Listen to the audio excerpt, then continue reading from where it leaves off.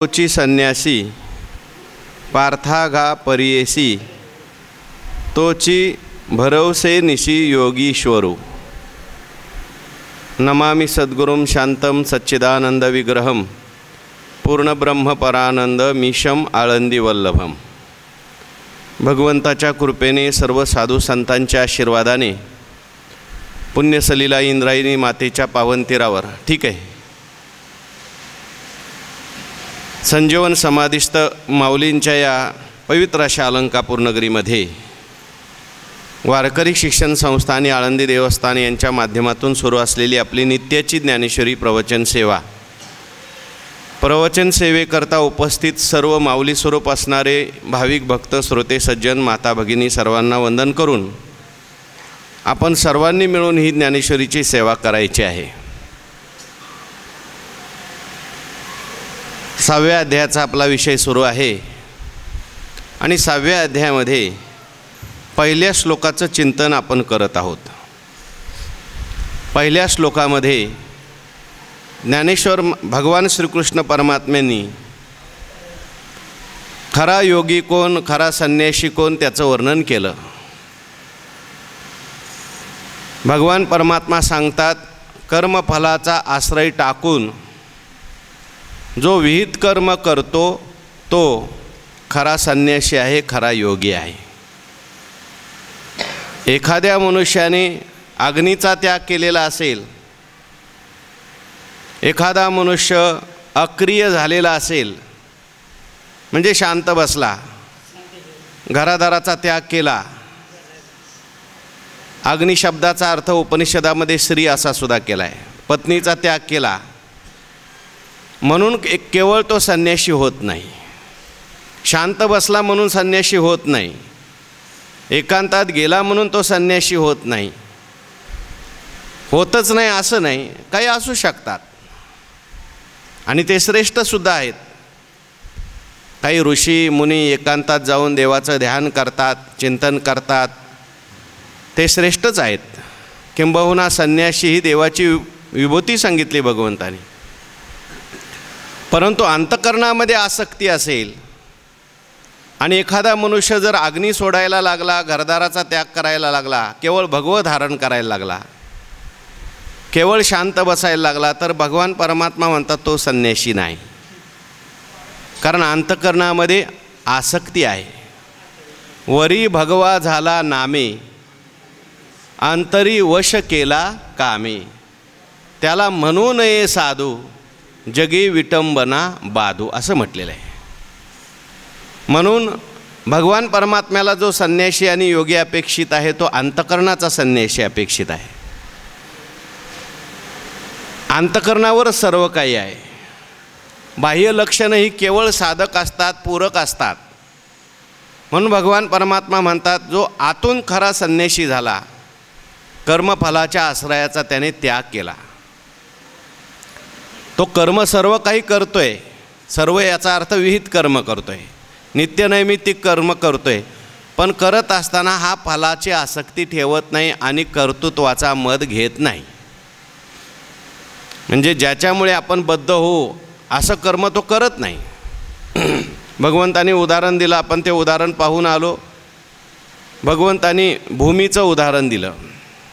भूमीमध्ये अनेक प्रकारचे वृक्ष उगवतात, बीज उगवतात, पण भूमी मात्र मी यांना जन्म दिला याची फळं मला प्राप्त झाली पाहिजेत असं म्हणत नाही। आणि तेच उदाहरण देऊन भगवान परमात्मा म्हणतात, ते तैसेची उचित करी परी साठोपण हे शरीरी, आणि बुद्धीही करोनी फळवेरी जायची ना। हा त्या ठिकाणी कर्म करतोय, पण कर्म केल्यानंतर त्याची बुद्धी जी आहे मी हे कर्म करतोय असं म्हणत नाही, असं तादात्म्य घेत नाही आणि फलाची इच्छा त्या ठिकाणी, त्या फलाची अपेक्षा तो करत नाही। आणि असा जो कोणी असेल भगवान परमात्मा म्हणतात, ऐसा तोची संन्यासी पार्थागा परियेसी तोची भरवसे निशी योगीश्वरू। ऐसा, ऐसा म्हणजे कैसा, मागच्या ओळीमध्ये जायचं। मागच्या ओळीमध्ये जे सांगितलं आहे, कर्म तर करतो पण कर्तृत्वाचा मद नाही, मी कर्म केलं. हो, त्याच्यानंतर कर्म करतोय पण फलाची आसक्ती नाही. ऐसा आपल्या भारतीय संस्कृतीमध्ये तत्त्वज्ञानामध्ये अनेक महापुरुष होऊन गेले. संत सावता महाराज होऊन गेले. त्यांनी आपल्या वाट्याला आलेलं कर्म केलं, पण करत असताना हो, कांदा मुळा भाजी अवघी विठाबाई माझी. करता करविता भगवान परमात्मा नाही, सर्वच भगवान परमात्मा. जे जे दृष्टी दिशे ते ते हरिरूप, असा त्यांचा बोध असल्यामुळे कर्म त्यांना बांधू शकलं का सांगा? कर्माने ते बद्ध होऊ शकले नाहीत. आपल्या वाट्याला आलेलं काम ते करत होते. उदाहरण जर घ्यायचं झालं तर दुसरं संत गोरोबा काका, आपल्या वाट्याला आलेलं काम ते करत होते. गाडगे मडके काय बनवायचे असतील ते काम करत होते, पण ते करत असताना भगवंताच्या चिंतनामध्ये राहून ते करत होते, अनुसंधानामध्ये राहून ते करत होते. म्हणून ऐसा तोची संन्यासी. कोण संन्यासी आहे? भगवान परमात्मा म्हणतात तोची. चकार दिलेला आहे. याचा अर्थ दुसरा संन्यासी मला संन्यासी वाटत नाही. याने अहंकाराचा त्याग केलेला आहे आणि कर्मफळाचा त्याग केलेला आहे. कर्मफळाचा त्याग केल्यामुळे हा खरा संन्यासी आहे. कारण कर्मात राहून कर्मफळाचा त्याग करणं अवघड आहे. कर्म तर करायचं आणि फलाची तर इच्छा करायची नाही. कर्म न करता एखादा निष्काम होऊ शकतो, पण कर्म करत असताना सुद्धा कर्मफलाची आसक्ती नाही. म्हणून भगवान परमात्मा म्हणतात तो खरा संन्यासी आहे. मी माझी ऐशी आठवण विसरले जयाचे अंतकरण, पार्था तो संन्यासी जाण निरंतर. बाकीचा जो संन्यासी आहे तो काही काळापुरता संन्यासी, अगोदर नव्हता आता झाला. पण भगवान म्हणतात नेयस्स नित्य संन्यासी, संन्यासी जाण निरंतर. भगवंताला जो संन्यास अपेक्षित आहे तो वृत्तीचा संन्यास. मी आणि माझं सुटणं हा खरा संन्यास आहे. बाकी सगळं मनुष्य सोडेल, पण मी आणि माझं सुटत नाही त्याचं. आणि दुःख द्यायला कारणीभूत जर काय असेल तर ह्या दोनच गोष्टी आहेत. एक मी आणि दुसरं माझं. आणि हे याने सोडलेलं असल्यामुळे फलाची आसक्ती सोडली. ऐसा तोची संन्यासी, तोच त्या ठिकाणी संन्यास आहे. भगवान परमात्मा म्हणतात पार्था गा परियेशी. पार्था तो नीट ऐक. भगवान परमात्मा अर्जुनाला का सांगतात तो संन्यासी? कारण अर्जुनाला सुद्धा आता संन्यासी होण्याची इच्छा निर्माण झालेली आहे. अगोदर झाली होती का? ज्यावेळेस राज्य होतं, सर्व काही अनुकूल होतं, त्यावेळेस अर्जुनाला संन्यासी होशी वाटत नव्हतं. किंबहुना युद्ध सुरू होण्याच्या अगोदर पण संन्यास घ्यावा वाटत नव्हता. बरोबर आहे की नाही? ज्यावेळेस युद्धामध्ये उभे राहिले, समोर भीष्माचार्य, द्रोणाचार्य, कृपाचार्य, मामय, काके, अमुक तमुक मित्र सगळे दिसायला लागले. आणि हे सगळे पाहिल्यानंतर युद्धाकरता आलेले जे अर्जुन होते त्यांनी धनुष्य टाकलं. न धरिताची निष्ठले म्हटलं. आणि मग त्या ठिकाणी मोह निर्माण झाला, शोक निर्माण झाला. आणि आता देवा मला युद्ध करायचं नाही, मला कर्म नको, त्यापेक्षा मी काय होतो आपला संन्यास घेतो, असं अर्जुनाला वाटलंय. म्हणून भगवान म्हणतात अरे बाबा तो संन्यासी आहे, तोची पार्था परियेसी. तू नीट लक्ष देऊन ऐक. मला जो संन्यास अपेक्षित आहे तो वृत्तीतला संन्यास अपेक्षित आहे, बाहेरचा संन्यास नाही. म्हणून पार्था तोची संन्यासी पार्था गा परियेशी, तोची भरवसे निशी योगीश्वरू. भगवान म्हणतात नुसता संन्यासी म्हणत नाही मी त्याला योगीश्वर म्हणतो. आणि नुसता योगीश्वर नाही, भरवशाने योगीश्वर म्हणतो. म्हणजे निश्चयाने तोच योग्याचा ईश्वर आहे असं म्हणतात. आता बघा, भगवान परमात्म्याने इथे भरवसेनिशी असा शब्द वापरला. म्हणजे मला तो भरवशाचा योगी वाटतो, योगी ना योगेश्वर वाटतो. भरवशाने का हा शब्द वापरला असावा असं वाटतं की बाकीचे योगी आहेत, पण बाकीचे संन्यासी आहेत, पण त्यांच्यावर भरवसा नाही. खरे असतील तर चांगली गोष्ट आहे. अगोदर कर्मयोगाचा आश्रय केलाच नाही आणि जो संन्यासी झाला, अनाश्रितः नाही न कर्मणा मनारंभात.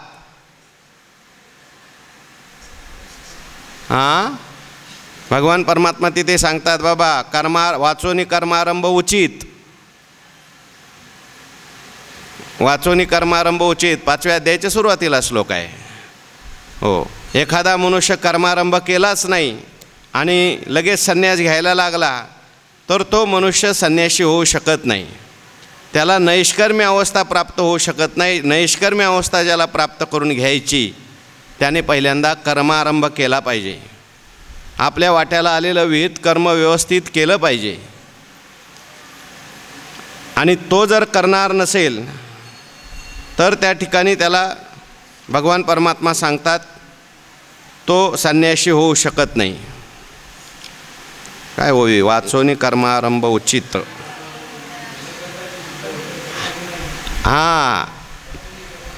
वाचोनी कर्मारंभ उचित.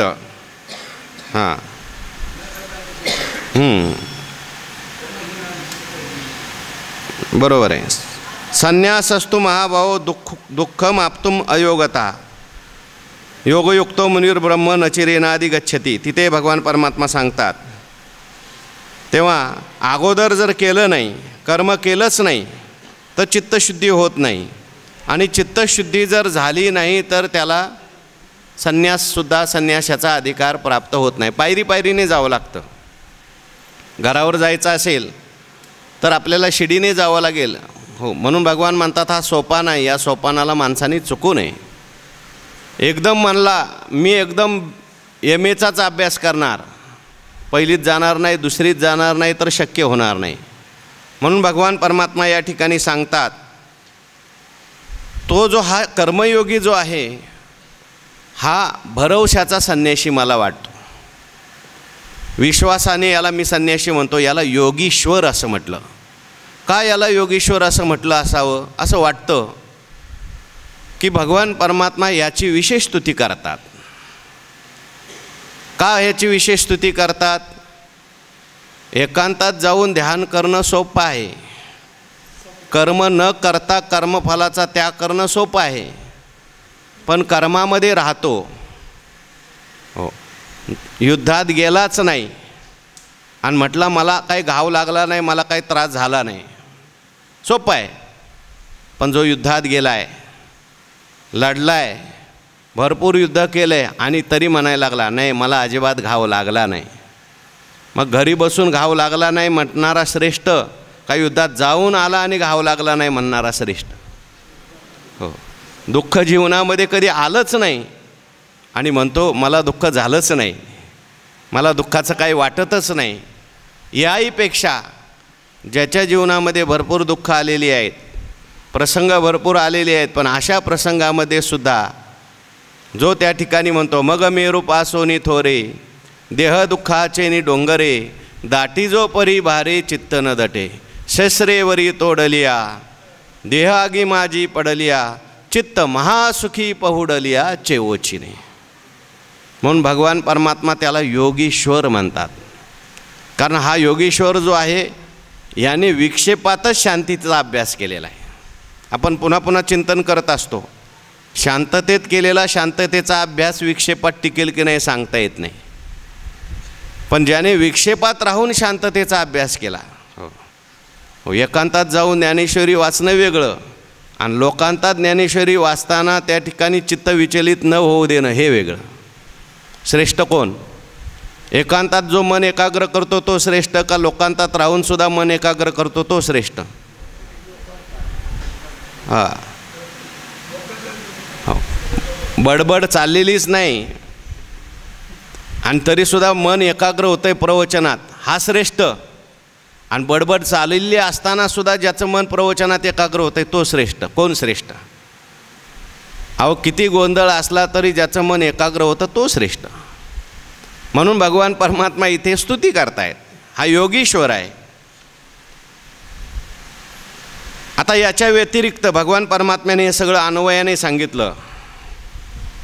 आता व्यतिरिकाने थोडं सांगतात.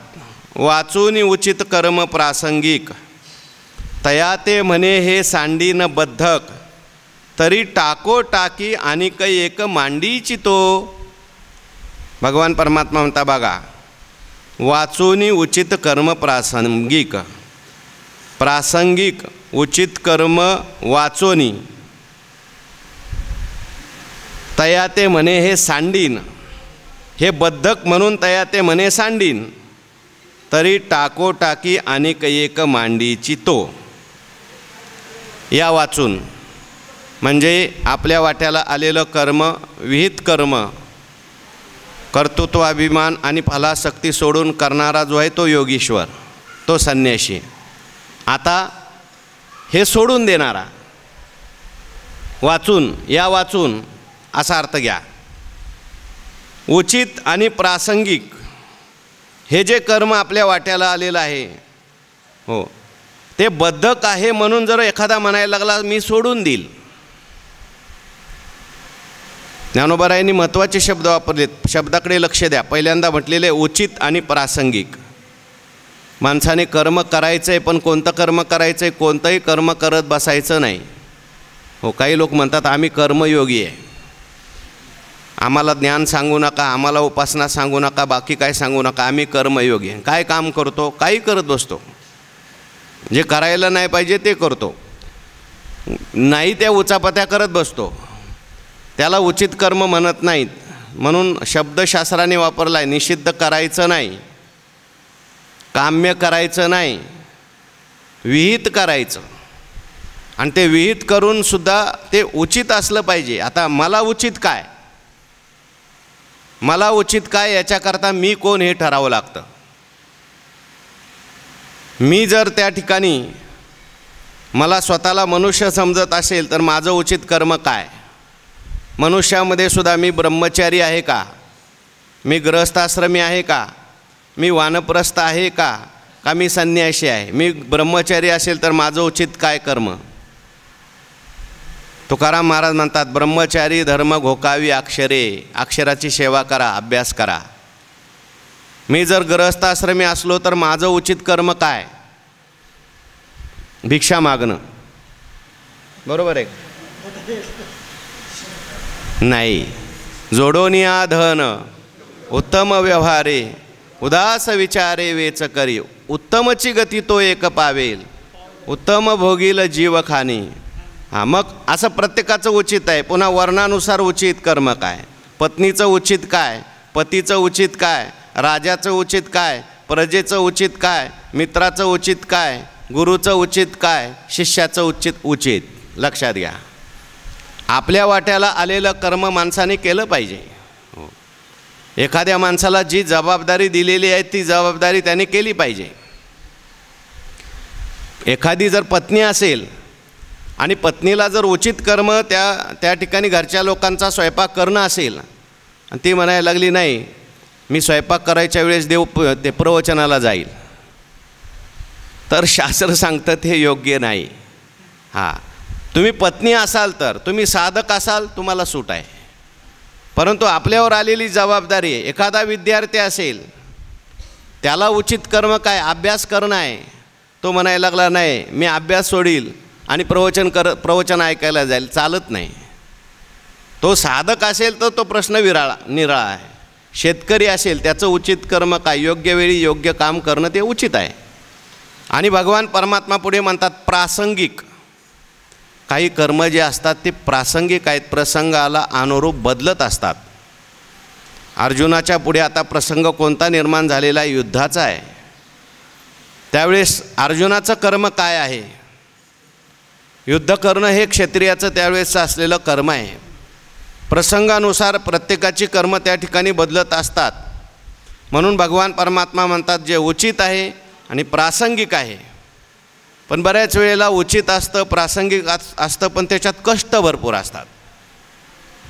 काय कर्म म्हटल्यानंतर त्या कर्मामध्ये कष्ट हे आलेच आणि काही काही दोष असतातच.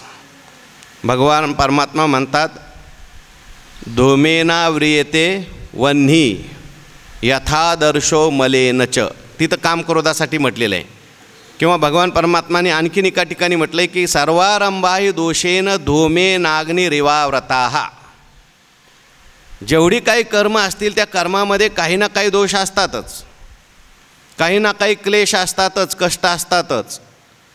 पण एखादा मनुष्य म्हणायला लागला बाबा कर्मामध्ये खूप कष्ट आहेत, आसक्ती तर मनामध्ये आहे, पण कर्मामध्ये कष्ट आहेत असं म्हणून त्याने कर्माचा त्याग केला, तर त्या त्यागाला शास्त्र त्याग मानत नाही. भगवंताने 18व्या अध्यायामध्ये त्यागाचे 3 प्रकार सांगितले: सात्विक त्याग, राजस त्याग आणि तमोगुणी त्याग. त्या ठिकाणी भगवान परमात्म्याने उपमा दिलेली आहेत. रजोगुणी त्याग दुःखमित्येव यत्कर्म काय क्लेश भयात त्यजेत सकृत्वा राजसम त्यागम नैव त्यागफलम लभेत. भगवान म्हणतात कर्म दुःखकर आहे म्हणून एखाद्याने त्याचा त्याग केला तर तो खरा त्याग होत नाही, तो रजोगुणी त्याग होतो. केवळ मला कष्ट होतात, केवळ हे क्लेशकर आहे म्हणून तो कर्म सोडते, मनामध्ये मात्र कर्म करण्याची खूप मोठी आसक्ती आहे. म्हणून इथे शब्द काय वापरला आहे? तया ते मने सांडीन बद्धक तरी टाको टाकी अनेक एक मांडी चितो. तरी तो काय करतो? मग टाकाटाकी करतो. ज्याच्या मनात कर्माची आसक्ती आहे आणि कर्म दुःखकर वाटतं म्हणून एक कर्म टाकतो. आता एक कर्म टाकलं की लगेच म्हणतो आता दुसरं करू. दुसरं ते तरी कायम करतो का? नाही, तो ते नको म्हणतो आता तिसरं करू. तिसरंही थोडंसं दुःखकर वाटलं की तो म्हणतो नाही ती नको आता चौथं करू. टाकोटाकी आणिक एक सांडी चितो. हे करतो ते करतो, तो कुठेच स्थिर राहू शकत नाही, त्याला कर्माचं फळ मिळू शकत नाही. हो, अनेक ठिकाणी भगवान परमात्म्याने हा विषय घेतला आहे. हो, भगवान परमात्मा म्हणतात की 18व्या अध्यायामध्ये सुद्धा आहे, 5व्या तिसऱ्या अध्यायामध्ये सुद्धा हा विषय आलेला आहे. आपल्या वाट्याला आलेलं जे कर्म आहे ते बंधक आहे म्हणून तो टाकतो. एका फलाभिलाष न ठके ते कर्मा ते मनती बंधके. भगवान परमात्मा म्हणतात याच्यात काय आपल्याला फळ प्राप्त होत नाही म्हणून तो म्हणतो कर्म हे बंधक आहे, सोडून द्या ते कर्म. आपल्याकडे उदाहरण सांगितलं जातं, तो जो कोल्हा होता तो द्राक्ष खाण्याकरता म्हणून गेला. त्याने भरपूर प्रयत्न केला परंतु त्या कोल्ह्याला काय ती द्राक्ष तोंडाला आली नाही, उड्या मारून. आता प्रयत्न करून त्याला द्राक्ष तोंडाला आली नाही, मग तो परत चालला. परत चालल्यानंतर त्याला दुसरा कोल्हा भेटला. तो म्हणायला लागला बाबा का रे, तू तर त्या द्राक्षाच्या बागेमध्ये होतास, खाल्ली का द्राक्ष पूर्ण? तो म्हणतो कोण खातं तसली आंबट द्राक्ष. आता आंबट द्राक्ष कोण खाती म्हणतो म्हणजे त्याला मिळाली होती का? मिळाली नाही, निषेध करतोय. तसा कर्माचा मनुष्य कधी कधी निषेध करतो. कर्म तर केलंच नाही, व्यवस्थित नाही, आपल्याला जमत नाही, पण म्हणून तो काय करतो? कर्माचा निषेध करतो. ज्ञानोबारायांनी उदाहरण दिलं आहे, आपण नग्न भांडके जगाते म्हणे. काय ओवी आहे? आपण नग्न भांडके जगाते म्हणे, म्हणजे स्वतः त्या ठिकाणी नग्न आहे आणि जगाला मात्र त्या ठिकाणी तुम्ही सगळे भांडणारे आहेत असं म्हणतो. आपण नग्न भांडके जगाते म्हणे. ओया सांगणार नाही कोणी आज. आपण नग्न भांडके जगाते म्हणे. आनंदे महाराज झोपले का? समाधी. आपण नग्न भांडके जगाते म्हणे. बोला कोणाला आठवत असेल तर.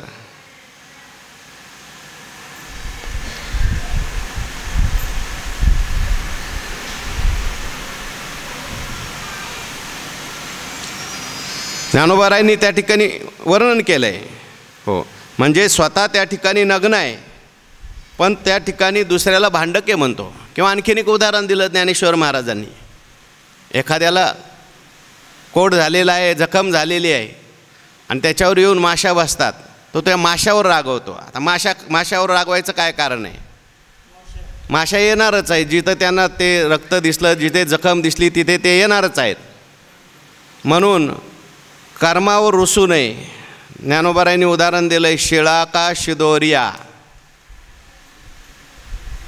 बोला, शिळा का शिदोरिया. मोठ्याने बोला, मला ऐकू येईल असं. शिळा का शिदोरिया दाटणे एक धनंजया, परिते वाहता विसाविया तेची घेपे.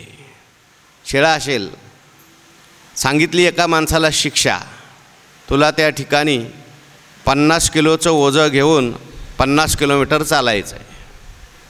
मग एकाने 50 किलोचे दगड घेतले आणि एकाने 50 किलोचे खाण्याचे पदार्थ घेतले आणि 50 किलोमीटर चालला. आता दगड घेऊन जाणं चांगलं का 50 किलोमीटर आपले खाण्याचे पदार्थ घेऊन चांगलं आहे? हां, खाण्याचे पदार्थ ज्याने घेतले तो गेला आणि बरोबर विश्रांतीमध्ये त्याने ते खाण्याचा स्वयंपाक बनवला आणि जेवायला लागला. म्हणून करायचंच जर आहे तर आपलं का सोडा? आपलं सोडतो. आणि मग ज्ञानोबाराय म्हणतात, तरी टाको टाकी अनेक एक मांडीची तो. म्हणजे हे टाकतो पण दुसरं काहीतरी मग करतोच, कारण केल्याशिवाय तर मनुष्य बसू शकत नाही. म्हणून एक टाकलं तर दुसरं करतो. मग विहित टाकलं तर कदाचित त्याची निषिद्धामध्ये प्रवृत्ती होण्याची शक्यता आहे. काय काय लोक म्हणतात आम्ही देवपूजा टाकली. मग देवपूजा टाकली, आता देवपूजेच्या वेळेस काय करणार? पेपर वाचत बसणार, नाही तर मग पत्ते खेळत बसणार, नाही तर मग झोपणार. मग जर ते दुसरं काहीतरी करायचंच आहे तर ते करण्यापेक्षा आपल्या वाट्याला आलेलं विहित का न करा? आम्ही ह्यांना टाकलं, आम्ही त्यांना टाकलं, आम्ही आमच्या वाट्याचं हे कर्म टाकलं, ते टाकलं, चांगली गोष्ट आहे. ते टाकून तुम्ही जर ज्ञानेश्वरी वाचत असाल, चिंतन देवाचं करत असाल तर चांगली गोष्ट आहे. पण एक टाकलं आणि दुसरंच भलतं करायला लागला, निषिद्ध करायला लागला, कारण केल्याशिवाय मनुष्य गप्प बसत नाही. मग पहिलंच कशा करता टाकलं? म्हणून पहिल्यांदा जोपर्यंत आसक्ती जात नाही तोपर्यंत आपण व्यवहारात राहून आपल्या वाट्याला आलेलं विहित कर्म ते योग्य रीतीने करावं. कर्तृत्वाचा मत सांडून करावं, फलाची इच्छा टाकून करावं. ज्ञानोबाराय त्या ठिकाणी पुढे म्हणतात, जैसा क्षाळूनिया लेपू एकू, सवेची लाविजे आनिको, तैसेने आग्रहाचा पायकू विचंबे वाया. जैसा क्षाळूनिया लेपू एकू, ज्याप्रमाणे उदाहरण दिलं ज्ञानोबारायांनी, क्षाळूनिया लेपू एकू. पहिला जो एक लेप लावलेला आहे तो त्याने धुवून टाकला आणि मग काय केलं? सवेची लाविजे आनिकू, एक लेप काढला आणि लगेच दुसरा लेप लावला.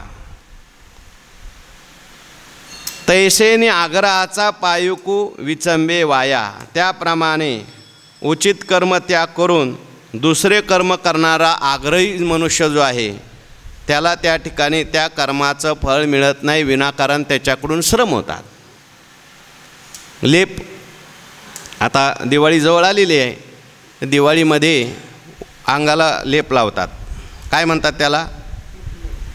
उटणं लावतात. उटणं, ते उटणं कशाकरता लावायचं असतं? आपल्या अंगाला जर काही मळ असेल तर तो मळ त्या उटण्याने काय करतं? उटण्याला चिकटतो. म्हणून उटणं थोडंसं लावून ठेवायचं आणि ठेवल्यानंतर मग उटणं धुवून काढायचं, तर तो काय होतो? सगळा मळ निघून जातो. पूर्वीच्या काळामध्ये लेप लावत होते तेव्हा एकाने काय केलं? दिवाळीमध्ये असे बाजारात गेला, त्याला उटणी दिसली, हे उटणं, याच्यापेक्षा हे चांगलं उटणं, त्याच्यापेक्षा ते चांगलं उटणं, त्याच्यापेक्षा ते चांगलं उटणं, 4-5 उटणे घेऊन आला. 4-5 वाट्यामध्ये त्याने ते तयार केलं. आंघोळीला जायच्या वेळेस एकच उटणं घ्यायला पाहिजे का 4-5 घेऊन जायला पाहिजे? एकच घ्यायला पाहिजे. त्याने काय केलं, पहिलं उठणं लावलं आणि अजिबात थांबला नाही, लगेच ते धुतलं. आंघोळ केली, लगेच दुसरं लावलं, लगेच धुतलं, परत तिसरं लावलं, लगेच धुतलं. कोणत्या उठण्याचा फायदा होईल सांगा? ज्ञानोबाराय म्हणतात, जैसा क्षाळूनिया लेपू एकू, एक लेप त्या ठिकाणी धुतला आणि सवेची लावी जे अनेकू, दुसरा लगेच लावला. तैसेने आग्रहाचा पायुकू विचंबे वाया. त्याप्रमाणे आग्रही माणसं असतात काय काय, म्हणजे एक कर्म सोडतात, दुसरं करतात, दुसरं सोडतात, तिसरं करतात. आपल्या मनाला हे कर्म येत नाही असं म्हणतात, एकही कर्म धड करत नाही, एक नाही धड, अशा प्रकारे होती त्यांची अवस्था. तर ते कर्म त्यांना फळ देत नाही.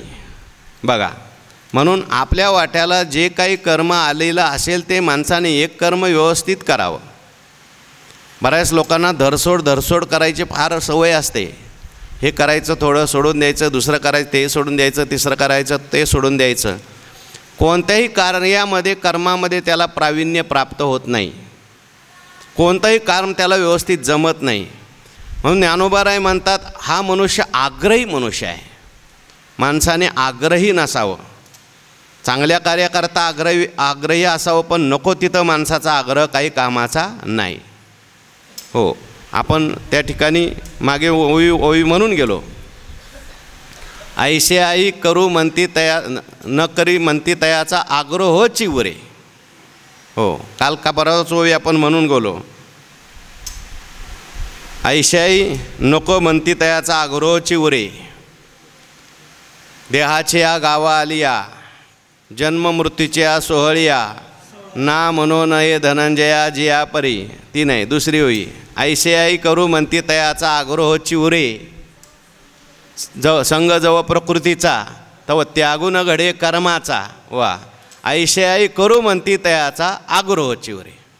जोपर्यंत प्रकृतीचा संग आहे, जोपर्यंत हे शरीर आहे, शरीराचे नि मिसके कर्मच लागले असे.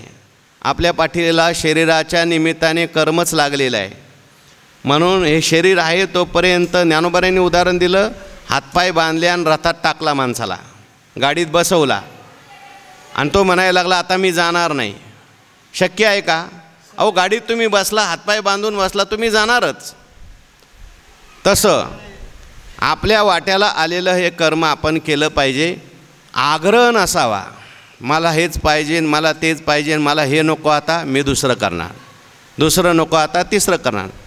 कोणतं जे प्रारब्ध प्राप्त आपल्या ठिकाणी आलं असेल, हो, ते करा. कोणतंही आल्यानंतर त्याच्यामध्ये धरसोड करू नका. हो, नाहीतर मग थोडं म्हणतो मला हे शिकायचं आहे, थोडं ते शिकायचं आहे, थोडं हे शिकायचं आहे, 4 वर्ष त्याची निघून जातात, तो काहीच शिकत नाही. आले म्हणतो मला पकवास शिकायचं आहे. पकवास शिकायला गेला का कठीण वाटतं, कारण कोणतीही विद्या सोपी नाही. म्हणतो आता पकवास नाही, आपल्याला गायन शिकायचं. गायन शिकायला गेल्यानंतर तिथं सारे गम घोगावं लागतं, अभ्यास करावा लागतो. तो म्हणतो हे अवघडच आहे बाबा, तेही सोडून देतो. म्हणतो नाही, आता संस्कृत शिकू. संस्कृत शिकायला गेल्यावर गमगच्छती पाठ करावं लागतं, तेही नको म्हणतो. मग त्याला काय येईल सांगा? त्यापेक्षा कोणतं तरी एक धरा. हो, घरचं एक धरा, घरी व्यवस्थित करा. नाही जमत आपलं ज्ञानेश्वरी चिंतन करायचं, हे व्यवस्थित करा. नाहीतर मग आपल्याला त्या ठिकाणी कर्माचं फळ मिळणार नाही. तैसेनी आग्रहाचा पायिकू विचंबे वाया. जो आग्रहाचा पायिक आहे, आग्रहाच्या बळी पडलेला आहे, आग्रहाचा सेवक झालेला आहे. म्हणून शास्त्रामध्ये वचन आलेलं आहे, बुद्धेर फलम अनाग्रहात. आपल्या बुद्धीला फल प्राप्त झालं कधी समजायचं? अनाग्रही बुद्धी झाली की समजायचं फल आलं. जोपर्यंत आग्रही बुद्धी आहे, असंच पाहिजे तसंच पाहिजे, तोपर्यंत शास्त्र सांगतं तुम्हाला फल प्राप्त झालेलं नाही. म्हणजे ज्ञानोबाराय उदाहरण याच्याकरता देतात. गृहस्थाश्रमाचे ओझे कपाळी आधीचे आहे सहजे, की तेची संन्यासे वाढविजे सरिसे पुढती. बघा काय ओवी लिहिली ज्ञानोबारायांनी. ज्ञानोबाराय म्हणतात गृहस्थाश्रमाचे ओझे. अगोदरच आपल्या डोक्यावर कोणतं ओझं आहे? गृहस्थाश्रम म्हटल्यानंतर काय ज्ञानोबाराय म्हणतात ओझं आहे. हो, ग्रहस्थाश्रम काय आहे? ओझं आहे. आता ओझं म्हणजे डोक्यावर असतं, भार असतो. ग्रहस्थाश्रम म्हटल्यानंतर सगळा परिग्रह असतो. मुलं आहेत, पत्नी आहे, सोयरे संबंधी आहेत, सगळ्यांचं करणं जबाबदारी आपल्यावर आली बरं का. तो भार आपल्यावर आला. ग्रहस्थाश्रम स्वीकारला की त्याच्या डोक्यावर हे ओझं आलं समजायचं. ग्रहस्थाश्रम स्वीकारला आणि म्हणायला लागला मी मुलाबाळाचं काही बघणार नाही, मी पत्नीचं काही बघणार नाही, चालत नाही त्याला. ग्रहस्थाश्रम त्याने स्वीकारला की सगळ्यांची जबाबदारी बरोबर त्याच्यावर आली. म्हणून ज्ञानोबारायांनी मार्मिक शब्द वापरला आहे. काय आहे? पहिलं ग्रहस्थाश्रमाचं ओझं आहे. असू द्या, ओझं जरी असलं तरी ते ओझं आपल्या डोक्यावर न घेता भगवंतावर टाकता येतं. तुका म्हणे घालू तयावरी भार. संतांनी युक्ती सांगितली, शास्त्रांनी सांगितले आपल्याला. हो, तुका म्हणे घालू तयावरी भार, वाहू हा संसार देवापायी. याचा अर्थ आपण काहीच करायचं नाही असं नाही बरं का. नाहीतर तुम्ही बाकीचं सगळं म्हणाल मी करतो आणि काम करायचं म्हणलं की म्हणा तुका म्हणे घालू तयावरी भार. चालणार नाही. मुलं माझी, पत्नी माझी, घर माझं, सगळं माझं म्हणतो आणि करायची वेळ आली, दुःख आलं की त्याच्यावर भार घालतो. चालत नाही. सगळं काय सुख दुःख सर्व काय असेल तुका म्हणे घालू तयावरी भार. चांगलं घडलं भार देवावर, वाईट घडलं भार देवावर. आपल्या वाट्याला आलेलं मात्र करत राहायचं. म्हणून तुकाराम ज्ञानोबाराय सांगतात ग्रहस्थाश्रमाचे ओझे कपाळी आधीचे आहे सहजे. त्या ठिकाणी ज्याच्या कपाळी म्हणजे दैवामध्ये, ललाटामध्ये आपल्या जर सहजच त्या ठिकाणी ग्रहस्थाश्रमाचं ओझं असेल अगोदर, म्हणजे एखाद्या माणसाने ग्रहस्थाश्रम स्वीकारलेला असेल, तो ग्रहस्थाश्रम करत असेल, पण त्या ग्रहस्थाश्रमामध्ये त्याला काही दुःख झालं, कष्ट सहन करावे लागले, खूप त्रास झाला, मग त्याने काय केलं? खूप त्रास होतो घरी, त्यापेक्षा आपण काय करू? आपलं संन्यास घेऊन टाकू. मनामध्ये सगळं आसक्ती वासना तशाच आहेत आणि अशा अवस्थेमध्ये त्याने ग्रहस्थाश्रमाचा त्याग केला आणि काय स्वीकारला? संन्यास स्वीकारला. ज्ञानोबाराय म्हणतात की तेची संन्यासे वाढविजे सरिसे पुढती. एक ओझं टाकलं आणि त्याने संन्यास घेतला. आता संन्यास घेतल्यानंतर मनामध्ये सगळी संसाराची आसक्ती तशीच असताना संन्यास घेतलेला आहे आणि त्यामुळे तो तिकडे संन्यास घेऊन जंगलात गेला, एकांतात गेला की त्याला घरच्या सगळ्या आठवणी यायला लागल्या. पुन्हा संन्यास आश्रमाचे सगळे नियम, संन्यास आश्रमाचे नियम आहेत. सूर्योदय त्या ठिकाणी सूर्याचं दर्शन झालं नाही तर संन्याशाला जेवायचं नाही. आपण कालच नियम सांगितला, द्रव्याला स्पर्श केला तर द्रव्य त्यागपूर्वक 3 दिवस उपवास. तो म्हणायला लागला ह्याच्यापेक्षा आपलं घरचं बरं होतं. होते थोडे कष्ट, पण त्या ठिकाणी एवढे नियम तर अवघड नव्हते ना. आता हे नियम आपल्याला काही झेपत नाही, हे संन्यासाचं आपल्याला काय जमणार नाही, हे फार मोठं ओझं आहे. मग म्हणायला लागला नको नको, आता परत चला घराकडं. मग आता त्या माणसाची फजिती होईल का काय होईल? तुका म्हणे त्याशी दोन्हीकडे धक्का, शेवटी तो एका नरका माझी पडे. म्हणून तीव्र वैराग्य असेल तर त्याला संन्यास घ्यायला काय हरकत नाही. हो, सांगितलंय शास्त्राने ते. आपुलेनी संसारा आगे लावोनी, काय संसारा आगे आपुलेनी हाती लावोनी मागोती पाहू नये. परपुरुषाचे सुख भोगे तरी उतरोनी करी घ्यावे शीश. तुका म्हणे व्हावे तया परे धीट, पतंग हा नीट दीपासोई. पण तेवढी तयारी आहे का? संसारा आगी आपुलेनी हाती लावोनी मागोती पाहू नये. एक दृष्टांत आठवला म्हणून सांगतो. कबीर महाराज एका ठिकाणी प्रवचनाला गेले आणि गेल्यानंतर कबीर महाराजांनी सांगितलं देव हे आपलं स्वरूपच आहे, देव पाहायला काय अवघड नाही. देव पाहो उंच ठाई उभे राहो. तुकाराम महाराजांचा अभंग आहे. देव पाहायचा आहे का? दिसेल, पण त्याच्याकरता उंच ठिकाणावर गेलं पाहिजे. आता उंच ठिकाणावर जायचं म्हणजे हिमालयावर जायचं का? आपली उंची वाढवायची, उंची वाढवायची म्हणजे आपला अधिकार वाढवायचा. कबीर महाराज म्हटले देव दाखवणं फार सोपं आहे, तुम्हाला कोणाला जर देव पाहायचा असेल तर तुम्हाला मी दाखवू शकतो प्रवचन झाल्यानंतर. आता प्रवचन झाल्यानंतर लोक म्हणायला लागले देव दाखवणार आहे तुकाराम महाराज, तर आपल्याला काय पाहायला काय हरकत आहे. प्रवचन संपलं की सगळे लोक देव कबीर महाराजांच्याकडे आले. महाराज आम्हाला देव बघायचा आहे, आम्हाला देव दाखवणार. हो दाखवणार. आत्ता दाखवणार. हो लगेच दाखवणार. काय फी वगैरे आहे का देवाला पाहिजे. तुकाराम महाराज म्हणले काही नाही, देव घ्या फुका, देव घ्या फुका, नलगे रुका मोल काही. देव घ्या कोणी आयता आला घर पुसवणी. वा वा चांगलं आहे. फुकट म्हणल्यानंतर लोक मग आनंद वाटतो आणखीन.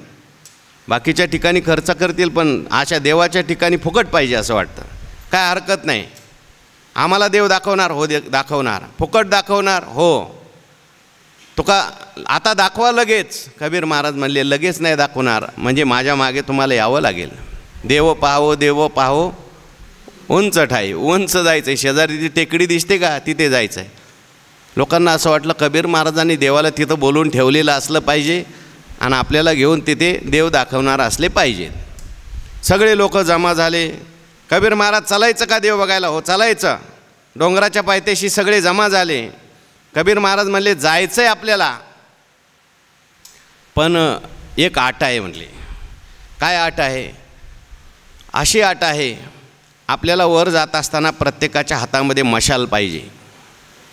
देव दिसला पाहिजे. लोकांना वाटलं बरोबर आहे, मशाल म्हणजे आता रात्रीची वेळ आहे, कदाचित तिथे देव पाहायचा असेल, रस्त्याने दिसलं पाहिजे म्हणून मशाल. प्रत्येकाने एक एक मशाल आणली देव हातात. चला देव पाहायला, आम्हालाही पाहायला यायचं आहे. कबीर महाराज म्हटले पुढं आणखीन एक आट आहे. म्हटली कोणती आट आहे. ही मशाल घ्यायची आणि प्रत्येकाने घरी जायचं आणि आपल्या घराला लावून यायची. संसारा आगी आपुलेनी हाते लावूनी मागोते पाहू नये. मग लोक म्हणायला लागले कबीर महाराज ही मशाल घ्या, तुमचा देव घ्या आणि तुम्हाला लकलाभ असू द्या. आम्हाला आमचं जसं चाललं आहे तसं व्यवस्थित चालू द्या. तुका म्हणे व्हावे देहासी उदार, रखुमादेवीवर जोडावया. परंतु असं तीव्र वैराग्य सगळ्यांच्याकडे नसतं. म्हणून ज्ञानोबाराय म्हणतात अगोदर त्या ठिकाणी गृहस्थाश्रमाचं ओझं आहे. आता थोडासा हा जो मी दृष्टांत सांगितला थोडासा बाजूला गेला. आपला मूळ विषय काय चालला आहे बघा.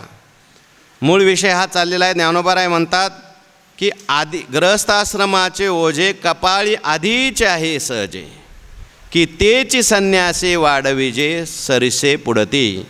गृहस्थाश्रमाचं ओझं अगोदरच आपल्यावर आहे, जबाबदारी आपल्यावर आहे.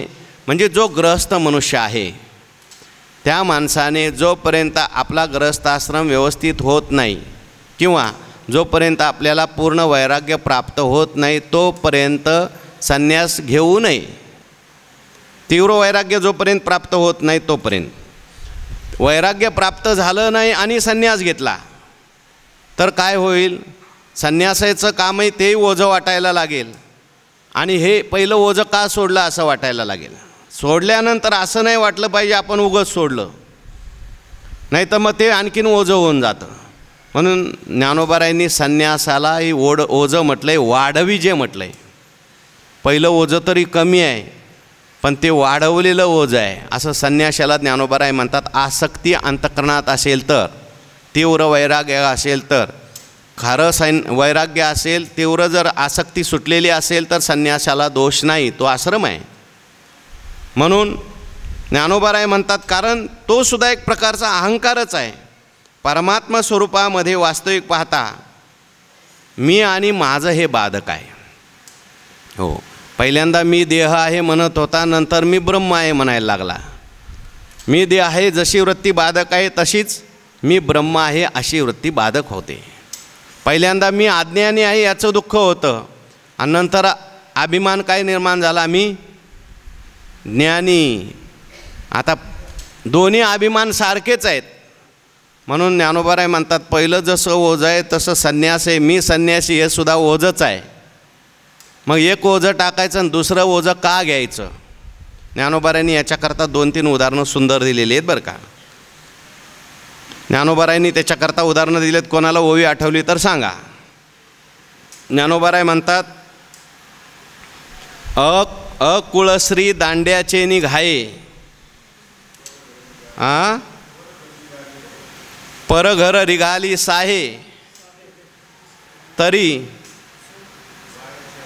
स्वपती ते वाये सांडीजे केवी. परश्री दांड्याचे निघाये. आता ग्राम्य दृष्टांत आहे थोडा, ज्ञानोबारायांनी दिलाय म्हणून आपण अर्थ सांगू. हो, आकुळश्री दांड्याचे निघाये, पर घरी रिगाली साहे. अकुळश्री म्हणजे वाईट वागणारी स्त्री आहे. त्या ठिकाणी वाईट वागणारी स्त्री आहे. घरातून पतीला सोडून दिलं आणि दुसऱ्या माणसाकडे राहू लागली. का सोडून दिलं पतीला?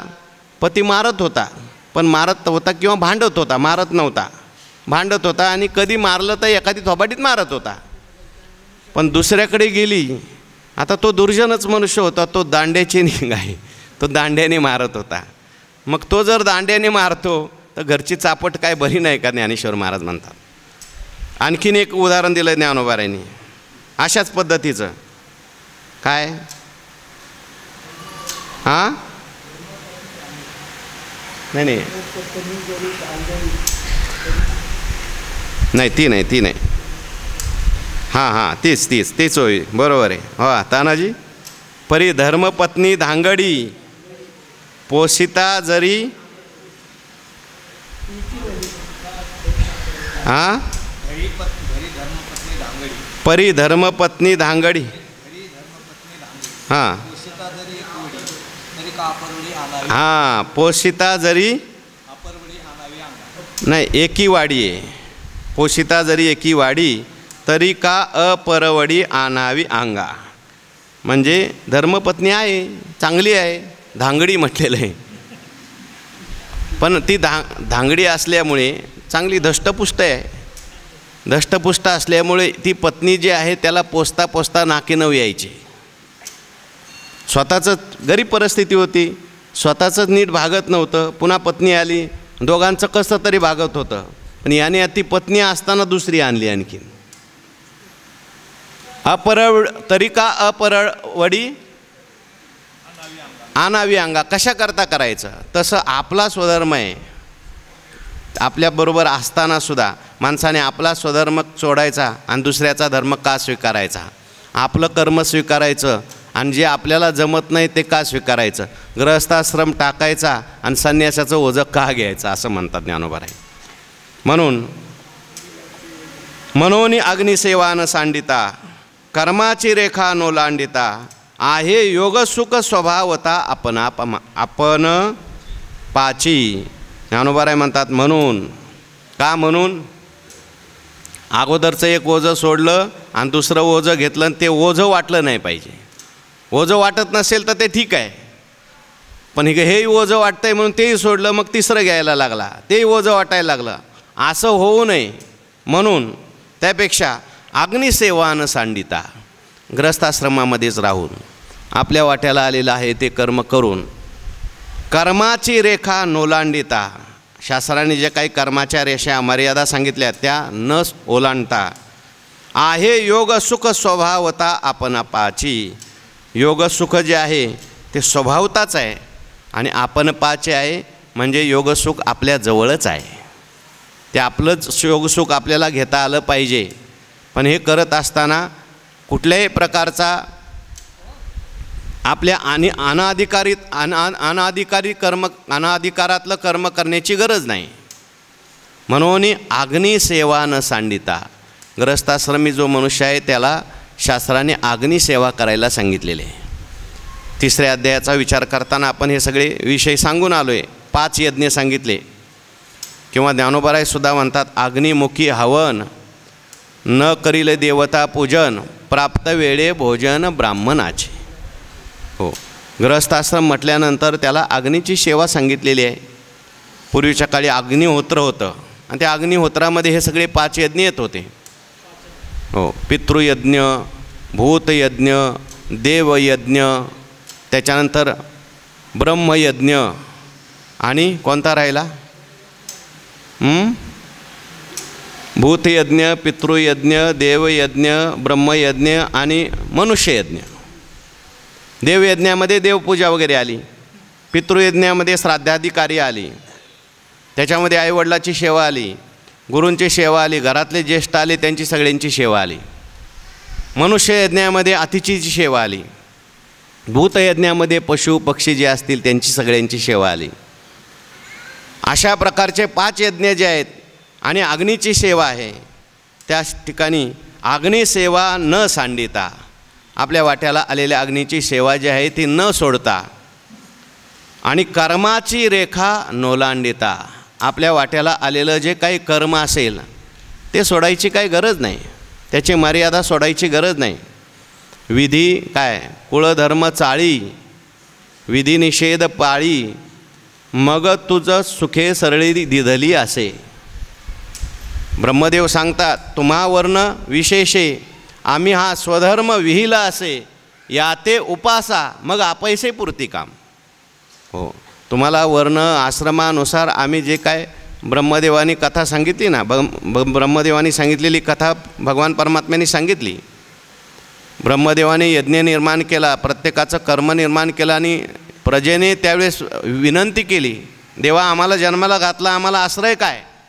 ते तर आश्रय काय आम्हा काय आश्रय म्हटल्यानंतर ब्रह्मदेव त्या ठिकाणी म्हणायला लागले, तुम्हा वर्णविशेषे आम्ही हा स्वधर्म विहिला असे, आणि त्या ते उपासा मग आपैसे पुरती काम. आपापल्या वाट्याला आलेलं काम नीट करा, आणि ते नीट जर केलं तर आपोआप त्या ठिकाणी देवान भावयतानेन ते देवा भावयंतु हा, अशा प्रकारची स्थिती होईल. म्हणून तुम्हाला जे कर्म दिलेलं आहे त्या ठिकाणी ते कर्म तुम्ही करा. म्हणून या अग्निसेवा न सांडिता, कर्माची रेखा नोलांडिता, आहे योग सुख स्वभावता.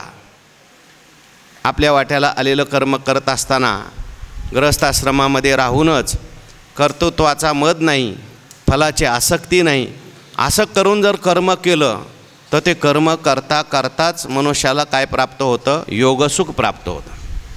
त्याचं चित्त आपोआप शुद्ध होतं. तुका म्हणे हेचे आश्रमाचे फळ परमपद बळ वैराग्याचे. त्याला समाधान प्राप्त होतं, वैराग्य प्राप्त होतं. आपल्या वाट्याला आलेलं काम ईश्वराची सेवा म्हणून केलं. हो, मग तिये पूजे रिझलेनी आत्मराजे, वैराग्य सिद्धी देजे पसाय तया. आपोआप अशा माणसाला वैराग्य निर्माण होतो. वैराग्य याचा अर्थ तो रागद्वेषरही होतो. बघा तुम्ही, साधू संतांची चरित्र आपण पाहतो. सावता महाराज जे होते आपल्या वाट्याला आलेलं कर्म करत होते. अनेक दुःखाचे प्रसंग आले, पण दुःखाच्या प्रसंगामध्ये कुठल्याही प्रकारे ते ढळले नाही. तुकाराम महाराजांनी आपल्या वाट्याला आलेलं कर्म केलं, ग्रस्ताश्रमामध्येच राहिले. नाथ महाराज, आपण उदाहरण परवा देऊन आलो. दुःखाचे प्रसंग काही कमी आले का नाथ महाराजांच्यामध्ये? स्वतःचा पोटचा मुलगा होता, परंतु त्याला हे नाथ महाराजांचं काहीच आवडत नव्हतं.